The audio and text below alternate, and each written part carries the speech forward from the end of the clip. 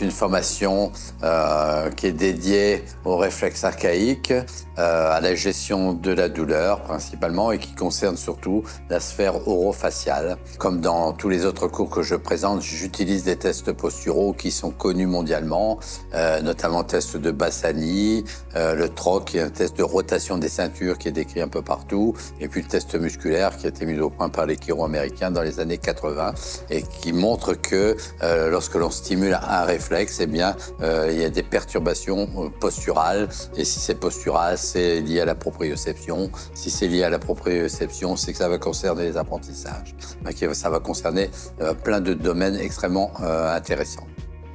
Donc j'ai mis au point ces techniques qui est basée un peu sur le principe de l'ostéopathie, avec des tests, des normalisations et des tests. Donc je fais mes tests en rapport avec la stimulation, et ensuite je vais inverser les effets de la stimulation en ayant un abord psycho-émotionnel par le contact fronto-occipital qui est décrit depuis moultes années et qui trouve une explication scientifique que j'appelle l'effet Botox, en fait, qui implique les muscles de la mimique dans la reconnaissance émotionnelle. Et donc, cet abord permet de travailler extrêmement rapidement, d'une manière extrêmement pragmatique, et de pouvoir constater les effets immédiats des techniques qui sont proposées, parce que le reste des techniques qui sont proposées dans les autres formations, ce sont surtout des exercices à pratiquer à la maison, et ça demande un travail basé sur le temps, alors que nous, on travaille dans l'immédiat. Donc, on peut très bien associer les différentes formations, c'est-à-dire qu'on va avoir un travail très pragmatique et rapide avec moi, et associé avec les exercices que les autres proposent dans d'autres formations. Cette formation s'adresse aux praticiens du corps médical. Moi, j'ai enseigné ces techniques-là à 15 professions différentes. Les orthos, les orthophonistes, j'ai des orthoptistes, donc ça a ouvert un public extrêmement large parce que les réflexes archaïques sont la base du schéma moteur. Donc voilà, ça concerne tout le monde. En tant qu'orthoptiste, l'avantage de cette formation, c'est qu'on vient en bout de chaîne. Je m'explique, les patients viennent nous voir parce qu'ils sont au bout de leur symptomatologie. Ils ont eu l'occasion de voir le médecin, de voir le généraliste, certes, mais de voir les spécialistes, et que tout est normal et que pourtant les symptômes restent les mêmes. Bien entendu, ils viennent nous voir.